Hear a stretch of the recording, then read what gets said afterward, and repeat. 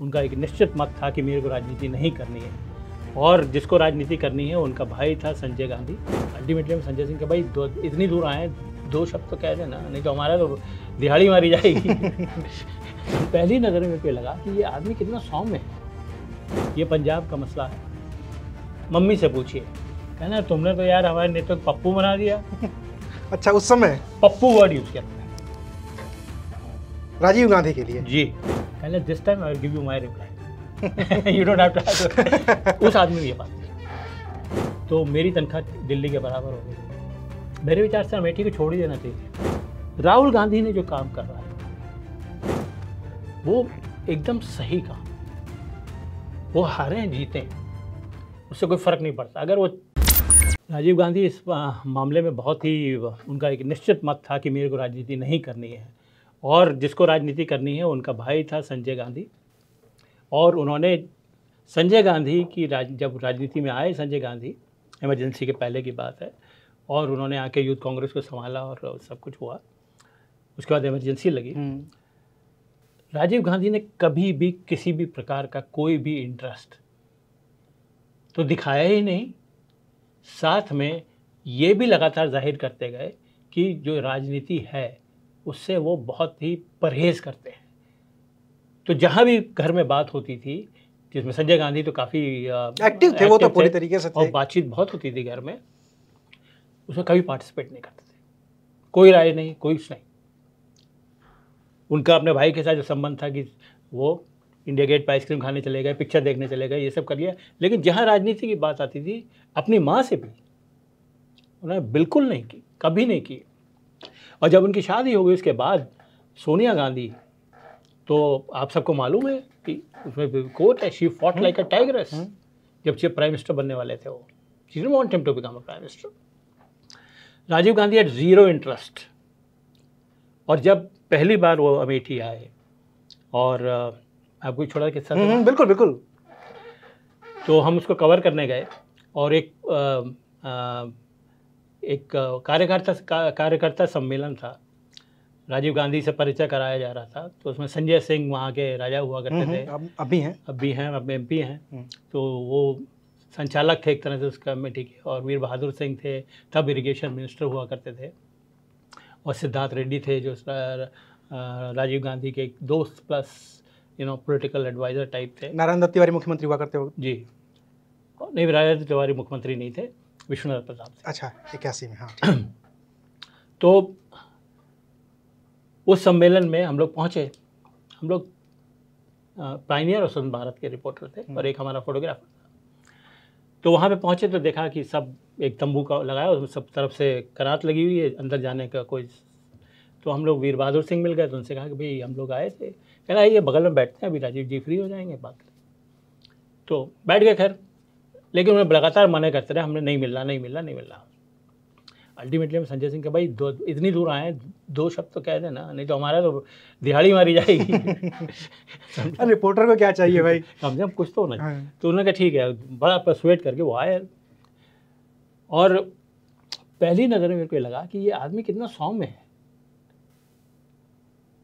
आके जिस तरह से उन्होंने बातचीत, बैठे, नमस्ते, ये सब बैठे, कहिए बताइए मेरे को। तो पहला सवाल दागा उन कि आपका यहाँ आने क्यों हुआ। कहने मैं आपको क्यों बताऊँ, ठीक है, हमने आप यहाँ आ गए हैं तो ये मीटिंग चल रही है वो किस लिए थी। कहने मैं आपको क्यों बताऊँ। राजीव गांधी का जवाब था ये। राजीव गांधी का जवाब था। तो इस तरह से 10 सवाल पूछे हमने, मीटिंग का मुद्दा क्या था, ये था, वो था, अमेठी के बारे में, हर का जवाब था उनका, मैं आपको क्यों बताऊं। तो हमें बड़ा फ्रस्ट्रेशन हुआ है। तो हमने चलो ये सब छोड़ा, हमने कहा ये बताइए कि देश में जो हो रहा है उसके बारे में आपकी राय क्या है। तो कहने लगे मैं आपको क्यों बताऊं। मैं असम में एजिटेशन चल रहा है उसके बारे में, कहने मैं आपको क्यों बताऊं। पंजाब में जो चल रहा है, इस तरह से देश के अलग अलग हिस्सों में जो चल रहा था उसके बारे में, सबके बारे में मैं आपको क्यों बताऊं। अल्टीमेटली मैं तो बहुत फ्रस्ट्रेट हो गया। हमारे साथ स्वतंत्र भारत के रिपोर्टर थे, सीनियर रिपोर्टर अनूप श्रीवास्तव जी, वो भी मेरी तरफ देखें कि यार इनका क्या करें हम। और हम लोग कभी वीर बहादुर की तरफ देखें, कभी संजय सिंह के, भाई इनसे कुछ बुलवाओ ना। खैर अल्टीमेटली मैंने कहा ये पंजाब में जो हो रहा है, इतना सारा मुद्दा इतना तूल पकड़ चुका है, और कांग्रेस पार्टी आप क्या कर रही है? भिंडरा वाले और पूरा वो जो सब पूरा खालिस्तान आंदोलन, एक्सट्रीमिज्म चल रहा है। तो बोले मैं आपको क्यों बताऊं? मैंने कहा मैं आपसे इसलिए पूछ रहा हूं क्योंकि आप पार्टी के जनरल सेक्रेटरी भी हैं। तो एज जनरल सेक्रेटरी की हैसियत से आपको बताना ही पड़ेगा ना कि कांग्रेस पार्टी क्या कर रही है। तो बोले देखिए ये पंजाब का मसला है, मम्मी से पूछिए, मेरा मतलब है प्राइम मिनिस्टर से पूछिए। और ये उनकी लाइन थी, मम्मी से पूछिए मतलब। तो हमने बस हो गया वीडियो, थैंक यू। हेडलाइन तो मिल गई। अगले दिन पायनियर और स्वतंत्र भारत में पेज 1 पे सबसे ऊपर मास्टहेड के नीचे 8 कॉलम बॉक्स, मम्मी से पूछिए, राजीव गांधी। अब जैसे ही सुबह अखबार छप के आया तो हमारे एडिटर साहब थे, उनके पास मुख्यमंत्री से लेके सबका फ़ोन, यार क्या है? तो उन्हें क्या हुआ, तो हमारे एडिटर थे, उन्होंने कहा कि we report as it is. My reporter went there. Your secretary, Congress party secretary, he made a statement. We have reported the statement. We are not interpreting, क्योंकि उसमें एक भी लाइन रिपोर्टर ने एक भी शब्द अपनी तरफ से नहीं लिखा है। So what is the problem? खैर, कांग्रेस, हमारे पास जो फ़ोन आया वो कांग्रेस के एक नेता हुआ करते हैं, उनका पहला शब्द सुबह सुबह फ़ोन आया, कल जैसे लखनऊ में कहा जाता है, अम्मा अभी तक सो रहे हो क्या? तो हमने नहीं, क्या हुआ? कहना तुमने तो यार हमारे नेता को पप्पू बना दिया। अच्छा, उस समय पप्पू वर्ड यूज़ किया उन्होंने राजीव गांधी के लिए। जी। खैर कहीं से फ़ोन और नहीं आया, मतलब जो लोकल लेवल पे था। अगली बार जब राजीव गांधी आए, अच्छा naturally it went to his notice also. हाँ, वो तो जाना ही है, स्वाभाविक है। अगली बार जब आए तो सिर्फ वो, हमारी मुलाकात उनसे, सब पत्रकार गए हुए थे क्योंकि हमें लखनऊ एयरपोर्ट पे से उनको हेलीकॉप्टर में बैठ के जाना था फुर्सतगंज। तो हम लोग एयरपोर्ट पे गए, वहाँ पे सब लोग थे, मुख्यमंत्री से लेकर हर एक आदमी। तो जैसे गए तो जो हमारे मुख्यमंत्री थे उस ज़माने में, विश्वनाथ प्रताप सिंह, उन्होंने देखा राजीव गांधी भी खड़े और हम खड़े, राजीव गांधी ने देखा, हेलो हेलो हेलो। तो उन्होंने कहा भाई आपने क्या तो राजीव गांधी तुरंत बीच में आए, उन्होंने कहा let him do his job, you do your job. I said come, you want to ask me anything? हमने कहा of course I want to ask you, that's why I come. कहने this time I will give you my reply, you don't have to. उस आदमी ने ये बात की। और राजीव गांधी के बारे के खिलाफ हमने या टाइम्स ऑफ इंडिया ने या हर एक अखबार ने कितना लिखा, लेकिन आज तक जब तक वो आदमी जिंदा रहा, उसने सबसे बड़ा जर्नलिज्म पर क्या एहसान किया, बहुत बड़ा एहसान किया। जर्नलिज्म बदल दिया एकदम। बचावत वेज बोर्ड जो आया था, जिस पर सारे मालिकों ने रिट लगाई हुई थी, तो उस रिट को लड़ा लखनऊ यूनिट की, टाइम्स ऑफ इंडिया की यूनिट की जो एम्प्लॉयज़ यूनियन ने। और राजीव गांधी हमारे साथ आके खड़े हुए और आगे कहा कि जो मदद चाहिए आपको मिलेगी। हमने कहा हमें सिर्फ एक मदद चाहिए, और वो मदद ये है कि advocate attorney general of India और solicitor general of India court में आ जाए, क्योंकि आते नहीं थे। मामला जो होता था वो चलता जाता था। पिछला पालेकर वेज बोर्ड का भी इम्प्लीमेंट ही नहीं हुआ। और भाई साहब ये रिट फाइल हुई है दिल्ली हाई कोर्ट में अगस्त में, और हमको सुप्रीम कोर्ट से फाइनल ऑर्डर 28 जनवरी अगले साल मिल गया, जिसमें कहा था 100% रिलीफ टू जर्नलिस्ट। तो जिनकी तनख्वाह 500 रुपये थी, 1000 रुपये थी, मेरी खुद की तनख्वाह 2400 रुपये थी उस ज़माने में। और हमको क्या उससे रिलीफ हुआ कि टाइम्स ऑफ इंडिया ने हमको जो है, क्योंकि हम लखनऊ में थे, तो यहाँ पे 1A कैटेगरी की तनख्वाह मिलती थी दिल्ली में, वहाँ पे मिलती थी हमें कैटेगरी 3 की। तो मेरी तनख्वाह दिल्ली के बराबर हो गई। तो 2400 रुपये से बढ़ के मेरी हो गई 5500 रुपये। और ये राजीव गांधी की देन थी। और राजीव गांधी इनकी देन थी। उन्होंने जो है इंश्योर किया कि रिट टाइम से सुनी जाए और सॉलिसिटर जनरल जिनका काम है पेश होना, वो टाइम पे पेश हो जाए। और आपको इंटरेस्टिंग बात बताऊं कि उन लोगों ने किसी ने पेश हुए हो आर्गुमेंट किसी ने नहीं किया। आर्गुमेंट किया एडवोकेट जनरल यूपी ने, और वही 10 मिनट का आर्गुमेंट, और 2 मिनट का आर्गुमेंट मैंने किया, सिर्फ 2 मिनट का, क्योंकि it was such obvious case कि सरकार ने कमीशन बैठाया हुआ है, उसको ये रिकमेंडेशन, इसमें रोक क्यों रहे हो आप भाई, किस बात के लिए रोक रहे हो? सीधी सी बात थी।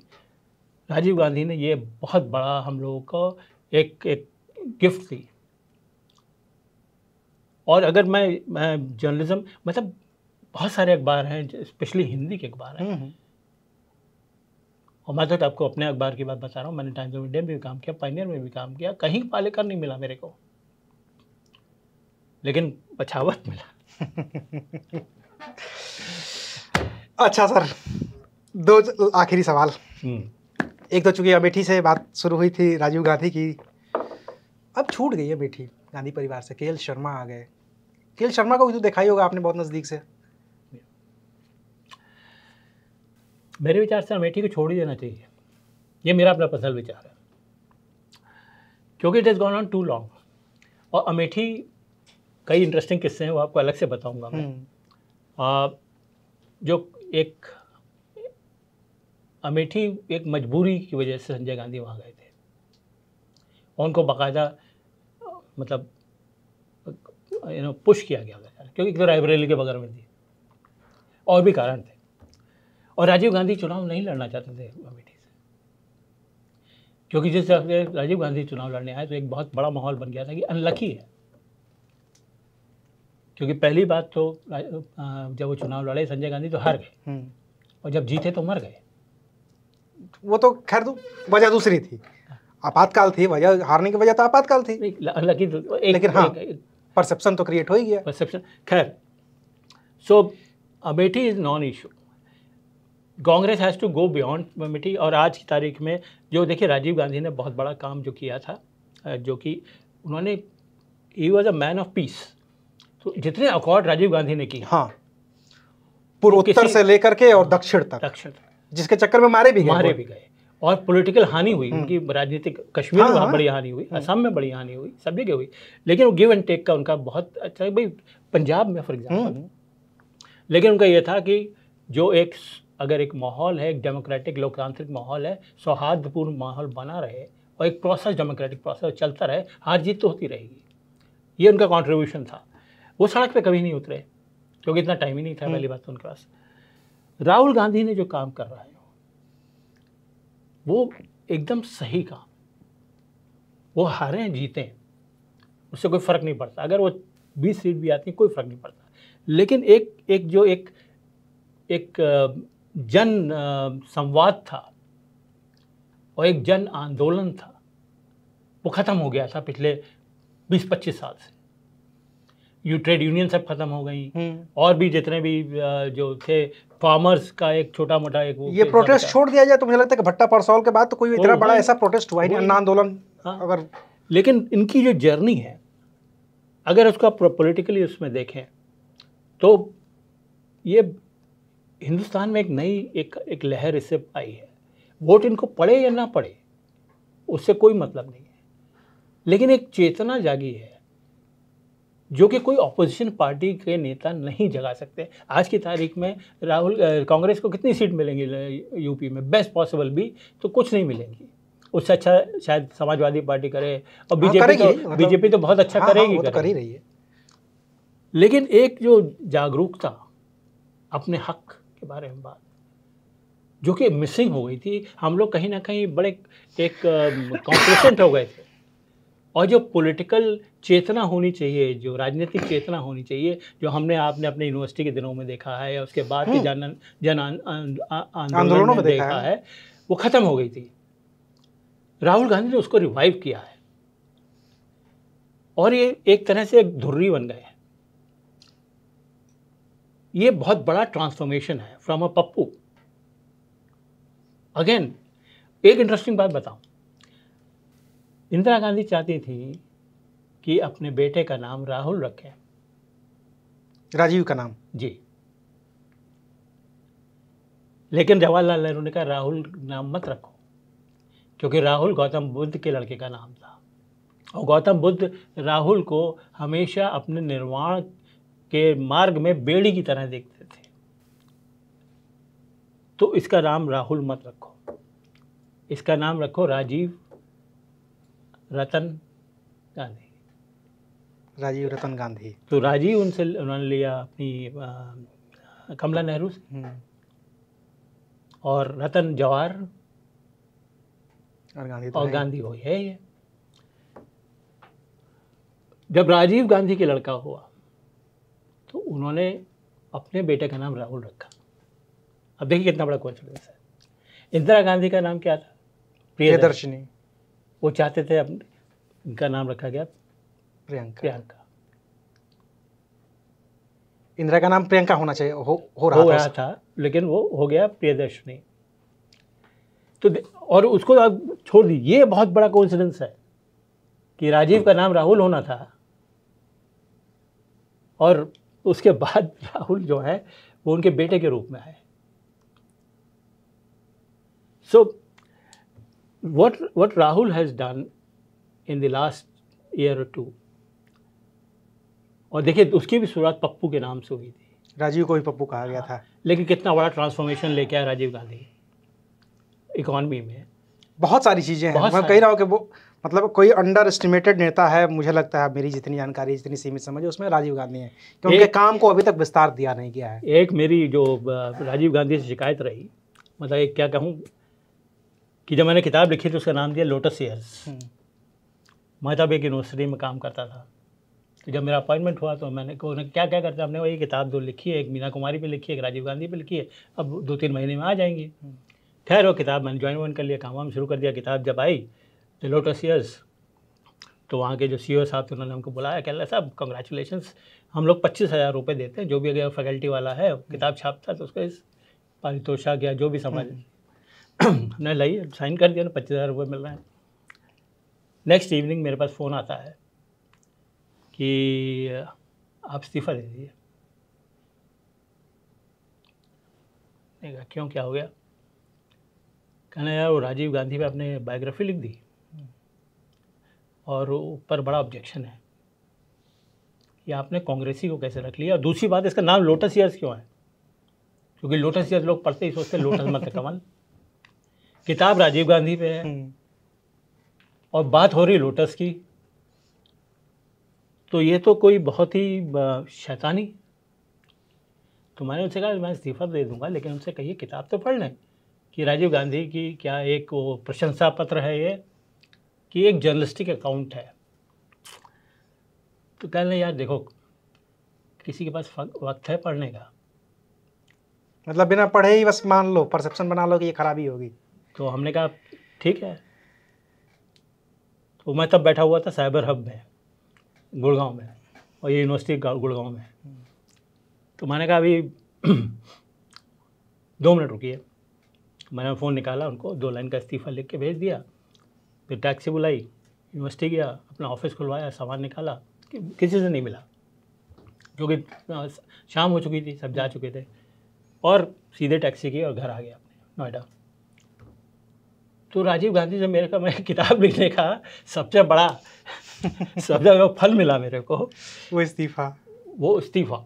And I was professor and dean of mass comm. तो जब दूसरी किताब फारूक पे लिखने आई तो हमारे गंजू साहब ने हमसे मजाक किया कि पिछली बार तो सिर्फ तुम्हारा इस्तीफ़ा लिया गया था, ये कश्मीर पे लिख रहा हो भाई, जान ना ले ले कोई। चलिए, चूंकि कश्मीर से बात शुरू हुई थी तो कश्मीर पे ही ख़त्म करते हैं इसको। भविष्य क्या है सर कश्मीर का?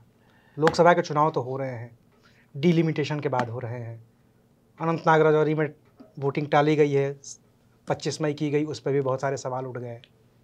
कहाँ जाएगा कश्मीर? विधानसभा के चुनाव कब होंगे, क्या होंगे? एक पत्रकार के तौर पे आप कैसे देखते हैं जम्मू कश्मीर में जो पूरा विकसित हुआ है? देखिए, मैं बहुत खुल के बात तो नहीं करूँगा, लेकिन इतना ज़रूर कहूँगा कि कश्मीर जो, जैसे आपने बुरहान वानी वगैरह की बात की, उससे पहले की जो वाटरशेड मूवमेंट्स हैं, things have got worse and worse and worse. और आज की तारीख में पिछले 1 साल से जो देख रहा हूँ मैं, पहले कश्मीर को जोड़ा जाता था पाकिस्तान से। मेरा अपना एक, मैं थोड़ा सा भयभीत हूँ, अगर इफ़ आई कैन, मैं इस शब्द का इस्तेमाल कर सकता हूँ तो, कि कश्मीर अब ग्लोबल ट्रेंड की तरफ ना चला जाए। तो उसकी हैंडलिंग बहुत ही इम्पॉर्टेंट हो गई है। वो सब जितना होना था काम 370 वगैरह वगैरह, वो कॉस्मेटिक चेंज है।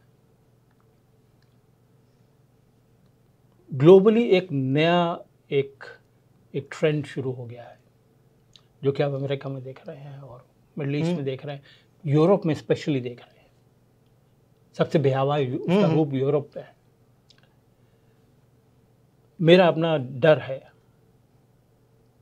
कि एक mature, integrated, humanistic as well as strong administrative response, well thought out in the global context, अगर नहीं होता है तो कश्मीर को ही खतरा नहीं है, हमारा आपको भी यहाँ खतरा है।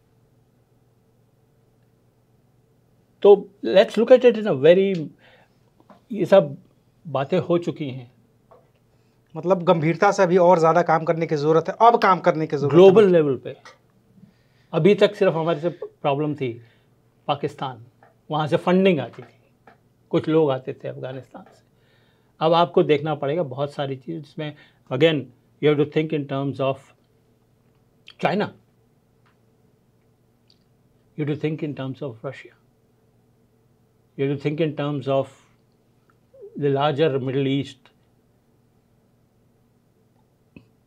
एंड द ग्लोबल ट्रेंड जो आपको दिख रहा है यूरोप में, वो फैलेगा। इस समय हमें ज़रूरत यह है कि हिंदुस्तान एक बहुत यूनिक देश है, तो यूरोप से और किसी से कंपैरिजन नहीं करना, लेकिन हम उनसे छोटी मोटी सीख ज़रूर लें। उनकी गलतियों से तो हम सीख करके खुद को सुधार सकते हैं। जी हाँ, तो हमें अपनी जो जो जो यूनिकनेस है, जो इंडियन कल्चर की और इंडियन थॉट प्रोसेस की और हमारे मानस की, जो भारतीय मानस है, वो मानस कश्मीर में भी है, केरल में भी है, सब जगह, चाहे कोई धर्म हो, कोई जाति हो, कोई हो, मानस एक ही है। राजनीति हटा दे तो सब एक ही है, और राजनीति लगा के भी आप, मानस वही रहता है। वो एक कहते हैं पॉलिटिक्स ऑफ डेस्परेशन हो जाती है, कभी कन्वीनियंस हो जाती है, वो तो होगी, दैट इज़ अ गिवन। लेकिन हमें ये देखना है कि किस तरह से हम इसको, इस मानस को जगा के इंटीग्रेशन की बात करें, और ये जो एक एलिनेशन है ना, ये बहुत सालों से चल रहा है, बहुत बात होती है, कश्मीरियों का दिल मिला लेंगे, ये I am not talking about that, वो सब जुमला था। जो जियो पॉलिटिकल रियलिटी है उसको ध्यान में रखे हुए हमको बहुत ही मजबूत कदम उठाने पड़ेंगे in Kashmir and all over India, क्योंकि इसका स्पिल ओवर बहुत, अभी तक कश्मीर का स्पिल ओवर बहुत लिमिटेड था, अब ज़्यादा होगा। चलिए, तो ये बातचीत हम पूरी यहीं पे ख़त्म करते हैं, और जाते जाते बस आप दर्शकों से एक गुजारिश कि ये बातचीत कैसी लगी आप हमें कमेंट करके ज़रूर बताइएगा। जम्मू कश्मीर के बारे में जो आपके सवाल होंगे वो हमें ज़रूर बताइएगा। हम कोशिश करेंगे कि अगली बार अश्विनी भटनागर के साथ आरसी गंजू साहब को भी बुलाएं, अगर उनकी तबीयत ठीक हो जाती है तो, और फिर हम आपसे आपके सवालों का जवाब भी लेंगे। जाते जाते एक बार फिर फारूक ऑफ कश्मीर पर ये पूरी बातचीत चल रही थी, जिसको छापा है फिंगरप्रिंट पब्लिकेशन ने। किताब अंग्रेज़ी में है, लेकिन पढ़िएगा, बहुत मज़ा आने वाला है। शुक्रिया।